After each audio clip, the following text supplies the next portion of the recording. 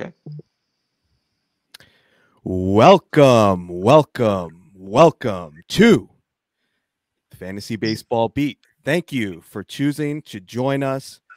I'm Torres. I am your host. You can find me on Twitter at Torres Takes. With me is my co-host Carlos Marcano, writer at Pitcher List and Baseball Prospectus. Our other co-host Mike Carter will be joining us later. But Carlos, we got our first team preview, the Miami Marlins, and our first guest. But before I introduce our guest, I got to know Carlos because I had major FOMO. I had no Sandy Alcantara, no Jon Berti this year. Tell me, Carlos, did you have any exposure to those guys this past season? Well, I'm in the same boat with you, Torres. So I'll take the L there too. So with that, and I had a lot of jazz. Okay. So Started out good. yeah, but yeah, I didn't see that coming from Sandy, which it's a lesson learned from this season. Absolutely. Well, I want to get to introducing our guest here to talk about Sandy, Jon Berti, and all things Marlins. There's nobody more plugged into the Marlins than this man. You know him. The fantasy community loves him. It's none other than Mr. Craig Mish, host at Sports Grid, contributor to MLB Network and the Miami Herald. Craig, thank you so much for joining us. How are you? I'm great. Thanks for having me on. Appreciate it. All right. Well, listen, we're just going to jump right into it. We're going to look at the season that just passed for the Miami Marlins. We're going to look at the good. We're going to look at the bad. We're going to look at the gruesome. All right. So we already mentioned some of the good. We talked about Sandy Alcantara, your likely NL Cy Young winner. Jon Berti, I mean, the guy was just, that run was epic.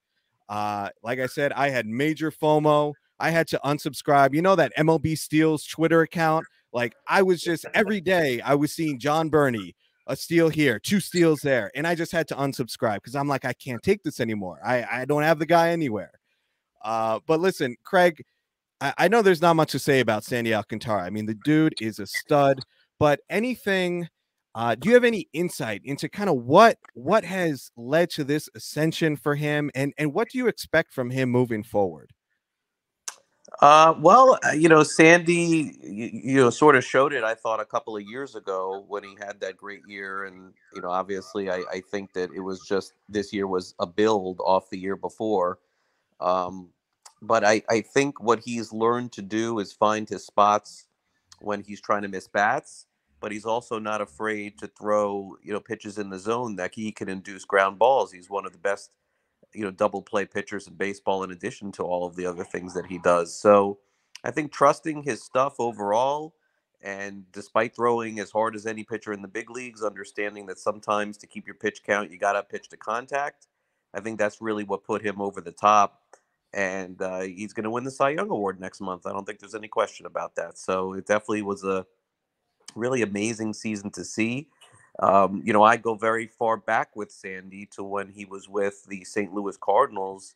I think as a 19-year-old or 18 years old, I was introduced to him when he was on, some of the back fields with the Cardinals because they trained in the same spot as the Marlins in Jupiter.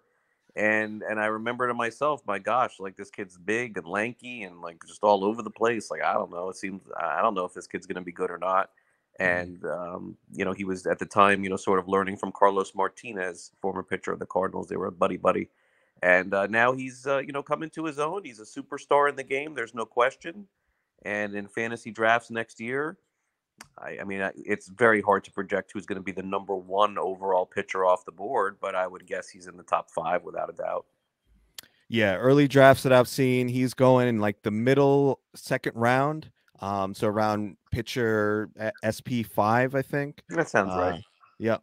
So the one knock from a fantasy perspective is that he's not going to have that huge K per 9, but right. it balances out because of all that volume he gives you. And in today's game, I mean, he's a unicorn, right? Like there's very few pitchers who are giving you that volume. So I was totally wrong about him. I thought the lack of strikeouts, would be an issue this year, but he was unbelievable. Moving on from Sandy, Jon Berti. I want to focus. We know what he did last year. Looking at next year, do you think that, I know it's hard to predict this now. The Marlins are obviously going to make moves and add players, but would you think that the Marlins prioritize him enough that he's going to get enough playing time to pay off what will probably be, an elevated draft price because of those stolen bases?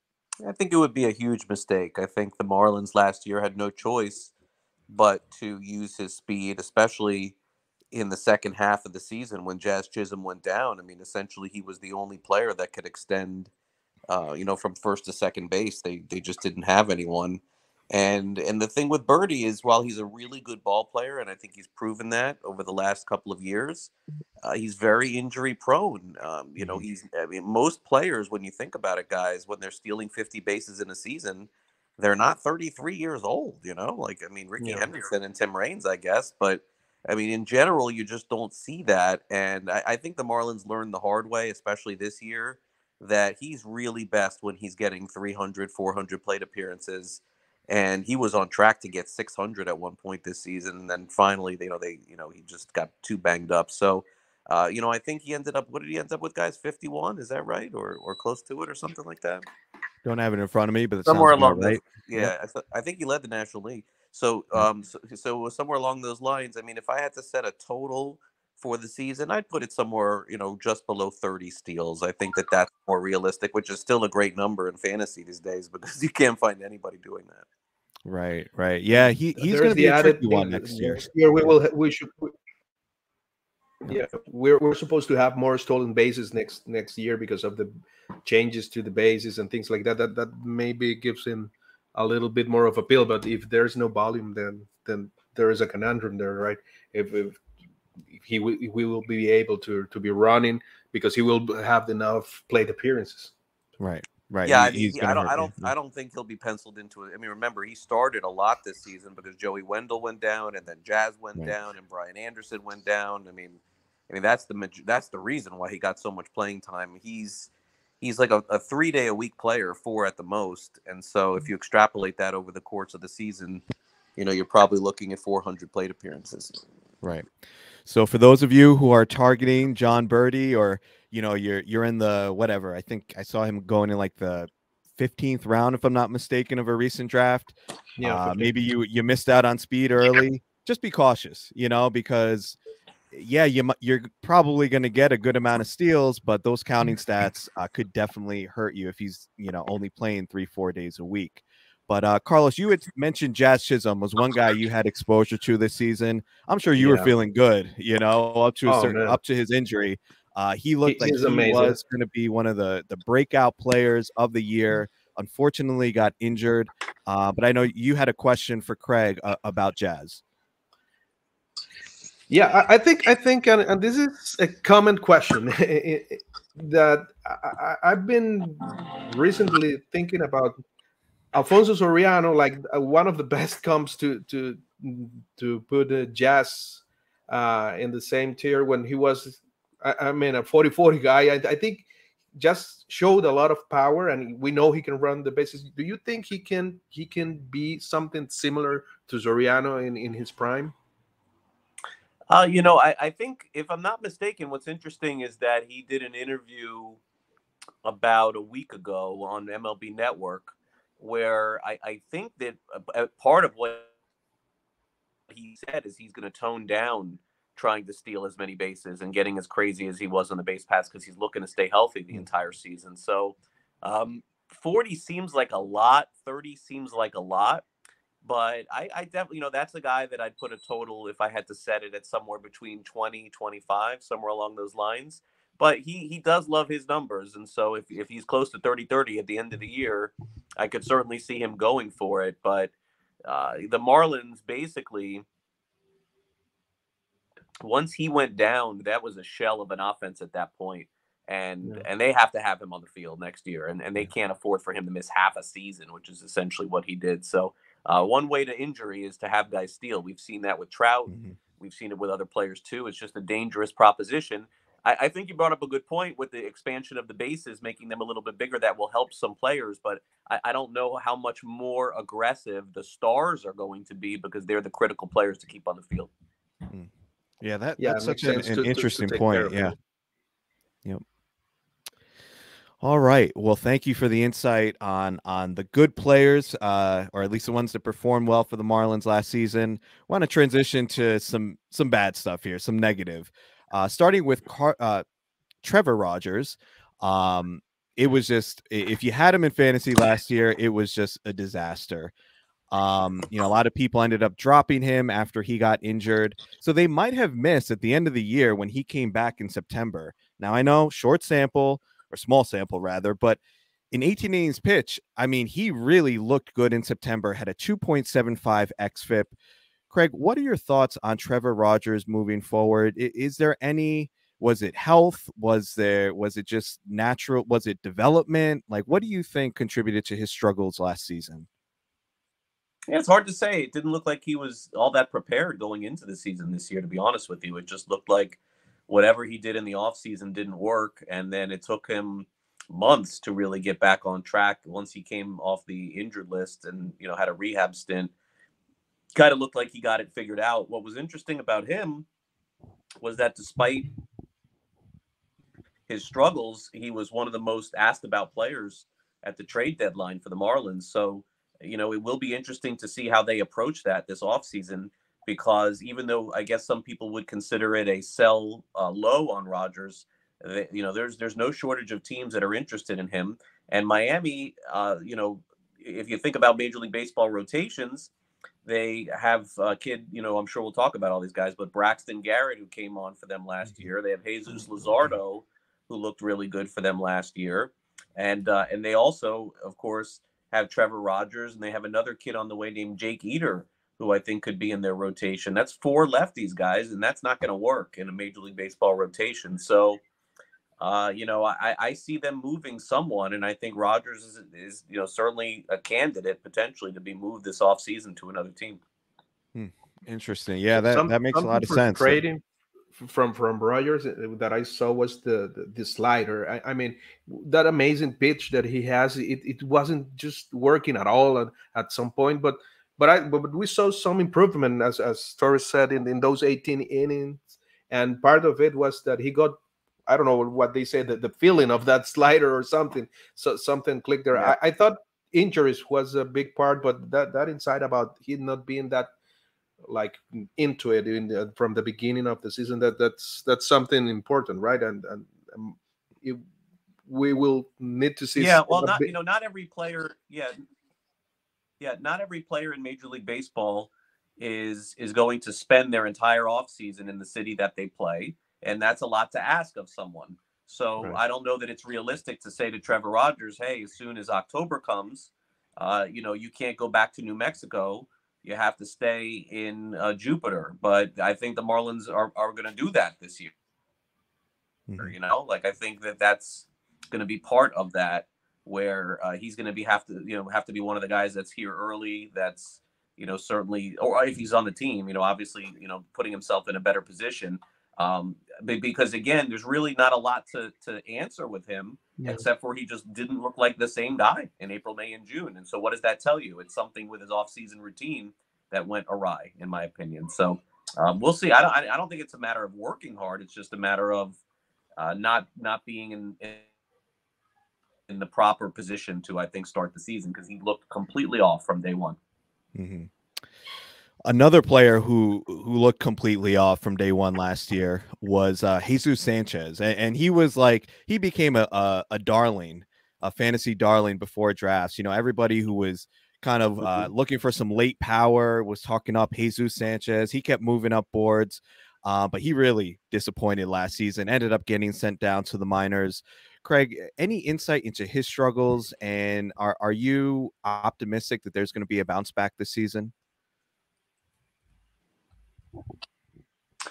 Yeah, I think that he certainly can put up better numbers next year than he put up this year, but I don't think they envision him as an everyday player any longer. He absolutely cannot hit left-handed pitching at all, so that's done. So that's over with. It's just a matter of can he make the most of his opportunities when he's facing right-handers, which is, a platoon player that goes for a lot of players. But, that's another player where I would say his game preparation wasn't up to par with some of the other players on the team. He's got to grow up a little. He's got to understand that pitchers are going to find holes in the swing, and he has to be the one that's willing to adjust early work. Young player, not the first player that's young that's going to struggle. But this league is the best thing about baseball. What's so amazing is the advanced scouting.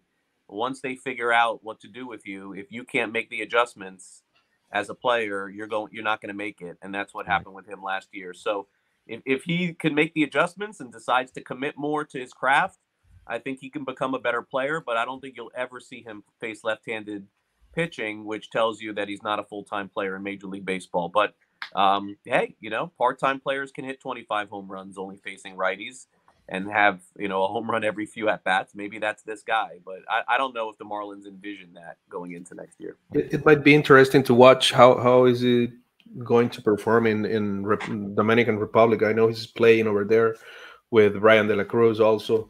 And I know that, and I think Daniel Alvarez, he told me that he's a good buddy of mine, and he told me that they were really in Dominican very expectant about what to get from Jesus. And I mean, wouldn't be the first time that someone turns around during the winter leagues, right? But it looks like it depends 100% on him. Yeah, got to show up to the game on time. Got to show up to the game, period, right? You can't miss a game. You can't forget there's a game, and that's part of this, unfortunately. So maturity, that's a good word, I think, for this. Maybe he can get a little bit more mature and figure it out. But I will not be one that's heavily invested on him in fantasy drafts. That's for sure. Right. And yeah, that's such a good insight for us to know. Like, I mean, of course he can, improve his work ethic and make some changes there. And, but that's the stuff that we're not going to see in the projections, right? Like, that's why this information is so valuable, because, if there's questions around, is he giving 100%? Is his preparation in the right place? And, that's a reason to kind of maybe lower expectations going into next year. But I want to, the whole offense last year with Miami, I don't know if part of it was the park or the hitting coaches or just organizational approach. But man, the offense was just way below expectations. And in that vein, I want to talk about Jorge Soler, Avisail Garcia. And maybe that's not completely fair because they both were dealing with injuries. But what are your thoughts on them moving forward? Obviously, the Marlins are locked into them for, pretty big contracts. So what do you think about them? Are they pieces that the Marlins might look to move, or do they see them as part of their future? Yeah, I mean, anything is on the table. Soler, I believe, will opt in to his contract. There would be no reason for him not to. Right. He has this sort of mysterious back issue that really plagued him for most of the year. And even toward the end of the year, there was really no clarity on it. And now you don't get any reports on injuries. So I'm not really sure where he's at. But between Soler and Garcia, Soler is the one that I would sort of bank on a little bit of coming back to who he was. Maybe not the guy that he was when he took the Braves to the World Series, but maybe going back to the 25, 30, 35 home run guy that he was in Kansas City, just because he has that raw power. We saw a little bit of it in Miami, and injuries definitely were a big part of his season too. And when you think about it, if Soler was, if you were to make a comparison, give me 30 home runs, give me 230, give me a 320 on base, I mean, it's pretty much worth another 1 year and 12 million or 13 million. And that's kind of what he signed up for. So I think Miami will take him back and say, hey, we'll give this a shot. Now, as far as Avisail Garcia is concerned, boy, I don't really have a good explanation for that. He came in out of shape without a doubt. He apologized for that to the organization at the end of the year. But why did it take him so long to lose the weight? All of a sudden he comes back in September and he's like half the size. Hitting the ball on the ground. I mean, maybe the park did get to him. I'm not sure. But guys, the park doesn't get to Mookie Betts or Pete Alonso when they come to town, Right. And so You have to obviously wonder if Avisail Garcia got that money and just, sort of, got the big contract and let it get to his head or his stomach or whatever. I don't know. They say that he's a good guy, and I didn't really get a chance to know him all that well because he didn't really talk all that much all season. And quite frankly, I wasn't around in the clubhouse before a lot of the games, but the reviews were obviously pretty horrid. And in my opinion, I don't think Miami would give him away for free, but certainly if they could move that money somehow and around and to somebody else, I think they would love to do it. I don't know what team would take on that player right now after the year that he had last year. So I have some optimism with Soler. I think that he could be okay, but I saw nothing from beginning to end on Avisail Garcia that leads me to believe that all of a sudden he's going to hit 29 home runs again like he did in Milwaukee 2 years ago. Right. He only had one homer in his final 20 games last season. He finished the season 0 for 7 with 5 strikeouts and 3 looking. Yeah, it was really awful. So, all right. So moving forward, we touched a little bit on kind of looking at some moves that they may that the Marlins may make, but I want to ask you more generally, Craig, like, where do you see this organization heading? I mean, do they see themselves as contenders going into next year? Do you think that they're going to bring in talent? I know I heard you mention on your podcast that you think they are going to make some additions, but like, to what level of player do you expect them to bring in, and what positions do you see as most needed going forward? Yeah, I mean, contenders is strong. I think that in a best case scenario, if they were to scrape around 80 wins, 81, 82 wins, I mean, that would be on the high end, but not impossible, I guess, with the pitching that they had. That's kind of where I think they thought they would be this year. But, still 13, 14 wins away from that. So I think that their approach may change. It may not be a free agency deal. It may be trades, because then this way you don't have to shell out those big contracts and take another, turn down that road with giving out another 50 or another 40 like they did last year. Center field sort of has to be solved. That was just a nightmare season for them from start to finish. De La Cruz finished well, but he was finished well 2 years ago too. So I don't know that would be really smart to count on an everyday player. And he's not a plus defender in center field at all.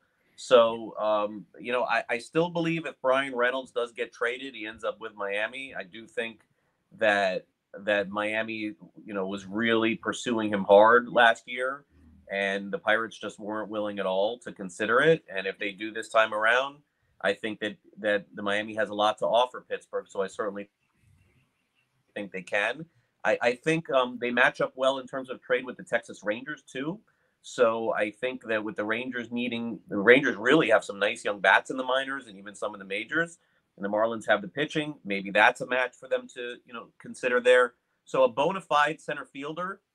And then I think the other approach that they're going to have is maybe targeting some players that are, surprisingly maybe guys on some expiring contracts, where they bring in players that have to prove it to themselves and to the league that they are viable, so they can hit free agency and stop signing these guys that really are just locked in and then have nothing to prove. Mm-hmm. It's kind of, in a way, when you think about what Tampa Bay does, they usually get guys toward the end, and then we're so shocked that they let them go, but they're all playing for big contracts. So there's a lot of motivation there. And listen, as good as the Rays have been, guys, over the last 10 years, they've only given out one multi-year deal. Would you believe it? One multi-year deal in 10 years. Charlie Morton is the only one. So maybe that's the way the Miami goes about it. They go out and they look and they say, hey, this guy's going to be a free agent this year. Let's bring him in. We know he's got to play for something. We know the motivation is there. Yeah, I think that's part of it. And, getting guys that put the ball on the bat more often, I think, has got to happen. The team just strikes out way too much. Yeah. Yeah, they definitely need a change in their offensive approach, but their pitching, I mean, you touched on it earlier. They just have a surplus of pitching, and they're doing something right down there in terms of developing their pitchers. I heard you mention on your podcast as well about Mel Stottlemyre Jr. and his role in developing this pitching, and it sounds like he's not a guarantee to come back next year. I guess his contract is expired, so if you could tell me a little bit, because like I wasn't even really familiar with him and his impact. So can you speak a little bit to his impact on those young arms they have? Sure. Yeah, I mean, I think he'll be back next year. It's not reported yet, but I think he'll be back. But regardless of that, yeah, I mean, he basically gets a lot of credit for developing Sandy Alcantara at the big league level. Getting Pablo Lopez to a point where he made all of his starts this season too. It's so interesting, guys, that so much is said for all of the injuries that the Marlins have had, and there's been some alluding to the bad luck that they've had because of injuries. But I don't know about you, but is there any number one or number two starter in all of baseball that made every single start this season like the Marlins had? I would say they had some good luck as opposed to bad luck, to be honest with you, with that last year. So I think he's done a great job getting those guys who have come to the big leagues, making them better. They also have guys in the minor leagues. Scott Aldred and Tommy Phelps have been two player development pitching gurus who have done a phenomenal job with some of the younger guys that they have. And the combination of the majors and minors between Mel and the relationship that he's been able to build with some of these guys and the trust. Luzardo is another one too. So very important to the organization, and they recognize that. And I think next week when the Marlins name their manager, they'll probably just announce that Mel is coming back too. I don't think he's leaving. Yeah. Yeah. I feel like that's something I know myself that I just don't put enough thought into. I mean, we got enough to think about and analyzing, stats, and there's so much to think about when it comes to fantasy baseball. But like the role that a pitching coach or a hitting coach plays, I think, especially like given how big analytics are now, it's like we don't give enough importance to things like that. Like even looking at like Brent Strom when he went to Arizona and like the improvements that they made over there. It's like there are certain coaches that just they make an impact, and That's right. It sounds like Mel Stottlemyre Jr. is one of those guys. I mean, the track record speaks for itself. Matt Blake with the Yankees too. Yeah. No, it's interesting that you mentioned Brent Strom, because I think that's, maybe Mel is not quite Brent Strom yet, because again, Brent Strom won some World Series with Houston. We got to put him on a different level. And I think Mel does too. But he's maybe Brent Strom light. And that was the fear I think the Marlins had to have going into this offseason, which was, if you guys remember, I think Brent Strom pretty much retired from baseball from the Houston Astros. And then all of a sudden they brought these 2 bags of cash in Arizona and said, hey, come out here. And we got this guy, Merrill Kelly. And he made that guy into a star. And Zach Gallen's taken another step too. I think it's a fair point. Yep. All right. So I know it's early, but we got to talk about everybody's favorite category. Carlos, you know what that is. Saves? Yeah, we got to talk about saves. So it's messy, I'm sure, right now. But is there even anybody that's worth speculating on? For these people doing early drafts, is there anybody in the bullpen that is worth speculating on as their just closer? Before that, I cannot tell you how many ways did Anthony Bender broke my heart this year. Oh, gosh. I mean, but that was silly to believe in that. I mean, come on. Was it silly to believe in Cole Sulser too? Because I spent like a ton of fab on him. Do you remember, Craig, when he got the closers roles like on a Sunday? For a day, right? And then they went to Colorado, and by the afternoon, he had already brought him in like the 8th inning and got blown up. It was just awful. So not a good job. I mean, there's something to be said for getting the closers on teams that don't score a lot of runs, because they're going to get a lot of opportunities, and that's why Tanner Scott's got so many chances. Like when I have conversations with people inside the Marlins, they're like, "Yeah, but Tanner Scott got 16 saves." I'm like, "Yeah, because you guys don't score. Like, what do you think? Like, you're bringing this guy in every single day. What do you think the outcome is going to be? He saves 50% of the time, gets 30 chances, he gets 15 saves." Boy, I don't know. I really do not think the guy that has the most saves is on the roster right now.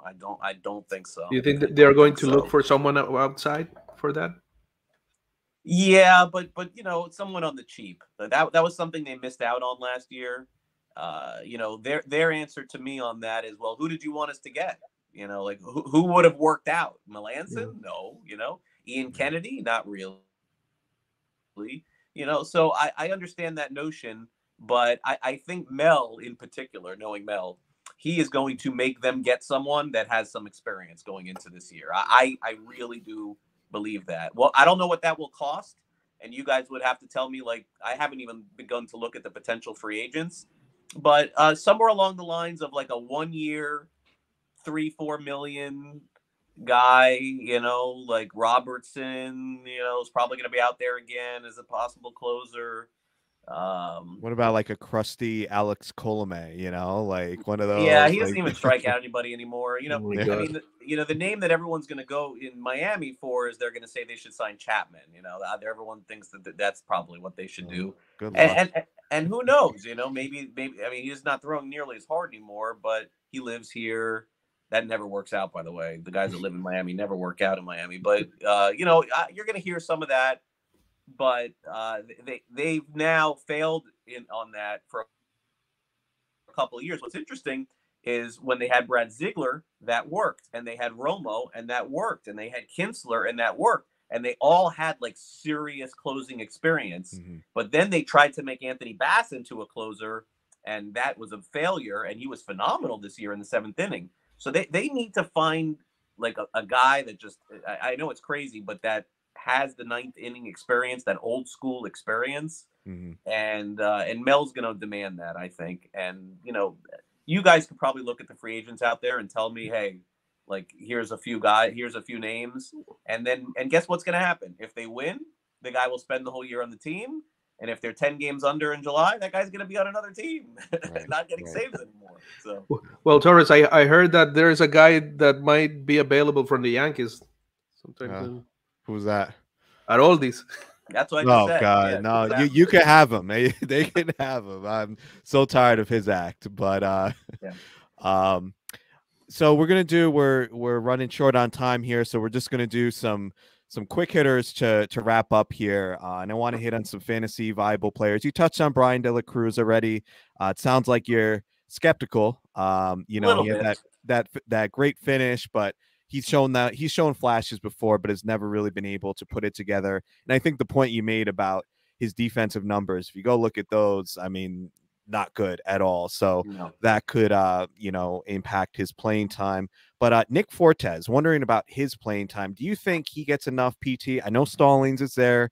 You know, he's got the defense. Do you think Fortes gets enough playing time to be, we're talking deep leagues now, but like, you know, a third catcher in a 15-team league?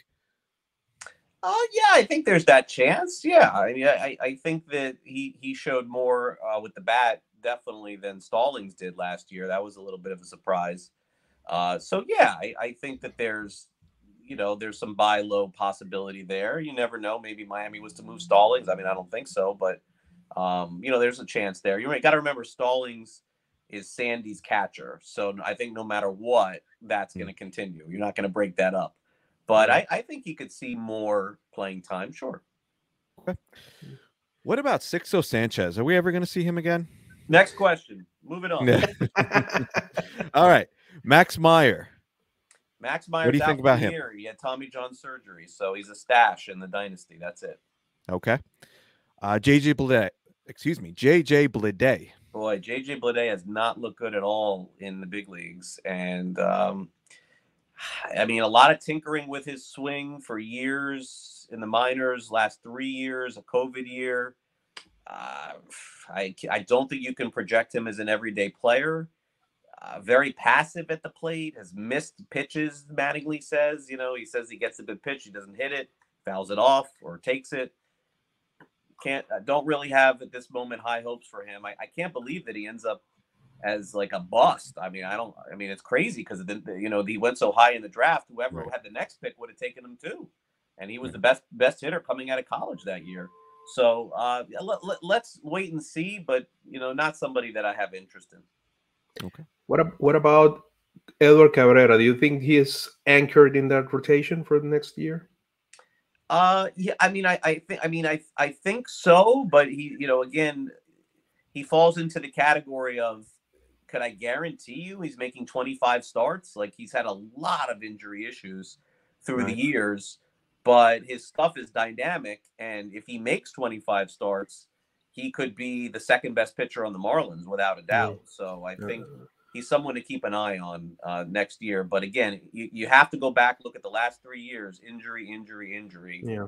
You know, and the thing with him, guys, is that sometimes the injuries aren't that serious, and he's got to pitch through it a little bit. I think that's part of the dynamic with him. You gotta love that changeup. I think it's so incredible, and as you said, that he's just dynamite when he's locked in. Let's hope he has enough health. You know, that's the whole thing. They all have that changeup. You know, I mean, Mel is with that, and the slider. I mean, Mel's dynamics as to what he's taught these guys has been fantastic. But yes, if Edward Cabrera is healthy, he's phenomenal. But health, you know, it's like you bring up Sixto Sanchez. It's a ridiculous conversation to have. I mean, how many years in a row are we going to do this? But with Cabrera, a little bit different because he did show enough last year, but 2 different injured list stints for him last year. Mm-hmm. So speaking of injury, I know you mentioned Jake Eder before. Yes. And right now he's listed as, and I'll be honest, I don't know the nature of his injury. He's listed on roster resources being injured. When can we expect him to be back? He's going to be a starter in the major leagues next year. There's no doubt. He missed all of last year with Tommy John surgery.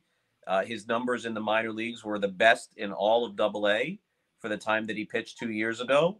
He'll probably only be limited to maybe 100 innings. So you're not going to see him, maybe in April or May. But there's no doubt he's a bona fide starter. I would project him as a number 2 or number 3 in the big leagues. Some people thought he was even better than Max Meyer.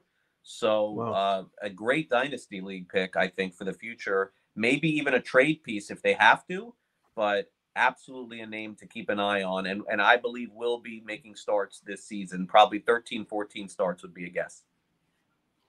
All right. Well, this has been so informative. I want to thank you, Craig.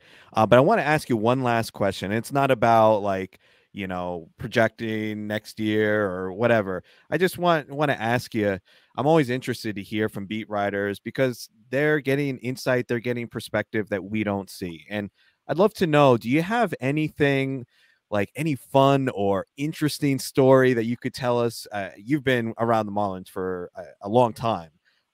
Anything that you would want to share with our audience, like just a good story about your time with the team? Sure. I grew up in, was very, very young. Didn't grow up. That's not fair. I was very young and I moved from Brooklyn to Miami in 1980.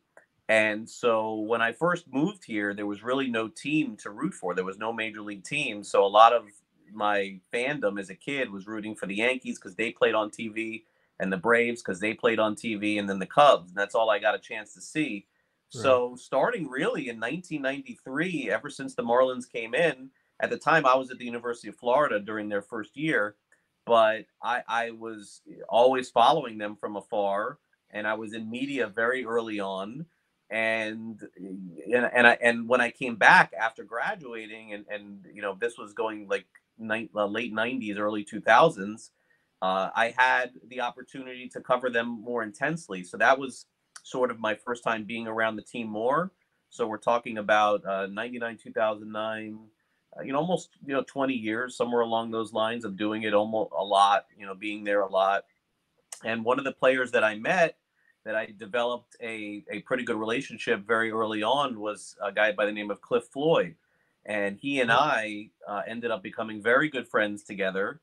And, going out, our families got to know each other very well, and we hit it off. When he retired, he called me and told me that he wanted to go into broadcasting. And so we hosted several shows together. We started a charity foundation, and cool. then we did the first ever fantasy baseball show on Sirius XM. I mean, me and him were hosting 3 days a week, and then Steve Phillips and Jeff Rickard, who's another host on Sirius XM, they hosted the other 2 days. So it's funny that Cliff, who had no knowledge of fantasy baseball whatsoever, was posed as a fantasy baseball expert for I worked for SiriusXM for almost 10 years hosting that fantasy baseball show. He worked for the first like 4 years, and then he shot up, went to MLB Network, and went to do great working for the Cubs, Marlins, doing some great things. But I actually hosted the first ever fantasy baseball show, not ever, but on Sirius XM, and it was with Cliff Floyd, only because in 1999 and 98, when Cliff was with the Marlins, he and I were friends at that time. So he would tell you the same story that I would tell here, but relationships, not just with the Marlins, but with players around the league. They used to know me as the fantasy guy, fantasy baseball guy. I developed a very good relationship with JT Realmuto when he was on the Marlins. He and I played in the same fantasy I would, play fantasy football with him. We won the Marlins League one year, play in the Phillies League too. So fantasy sports has always been a big part of what I've done, and a lot of it is because of the players and the people that are around Major League Baseball.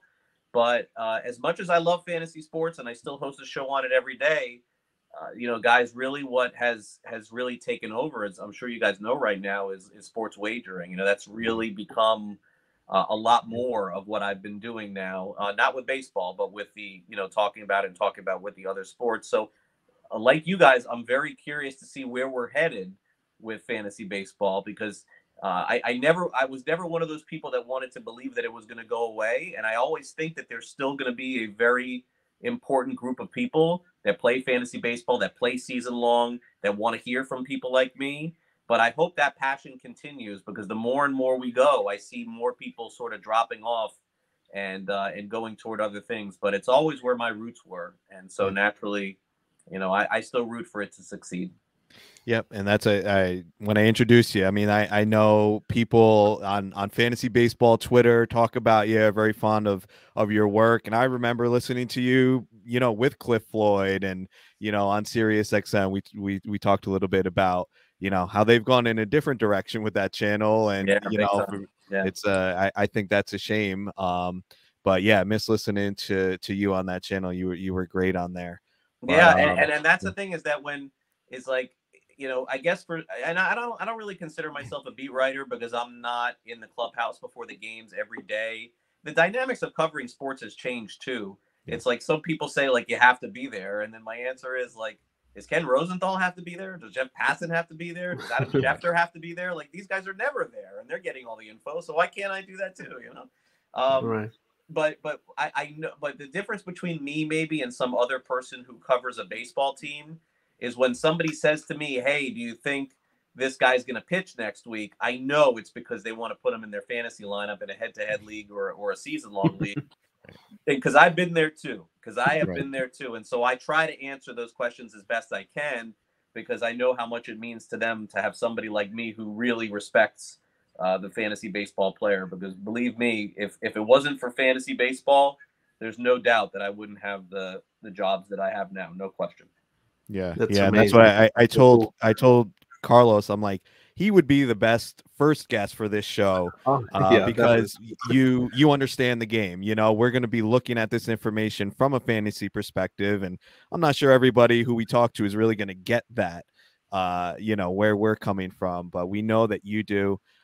Thank you so much, Craig. We would love to have you back on at some point during the season, so that invitation is there. But if you could just please tell our listeners where they can find your work. Well, the first thing I'll say is that I'll try to get the closer right for everyone before the season starts. Try to get you guys the most saves. Believe me, I know how important that is. So before the season starts, whoops, my phone went down. Just ask me, and I will do my best.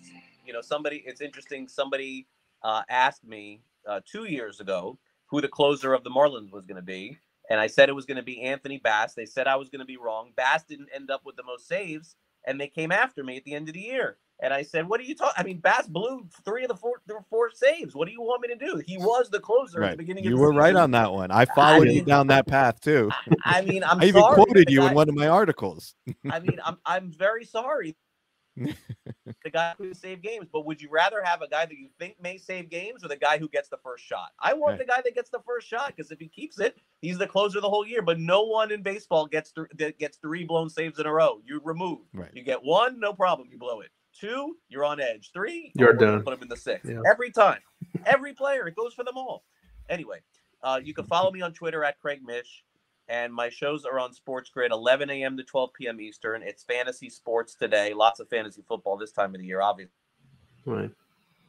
And then at 2 o'clock, 2 o'clock Eastern is a Newswire, and it's a show about sports betting and the business of sports wagering. All right, very good. Well, go check out Craig's work. And the Miami Herald, too, if you know. And I had a podcast called Swings and Mishes, but we, it's the Marlins. Eventually it's going to run its course. So we shut it down for now. For the moment, Ben.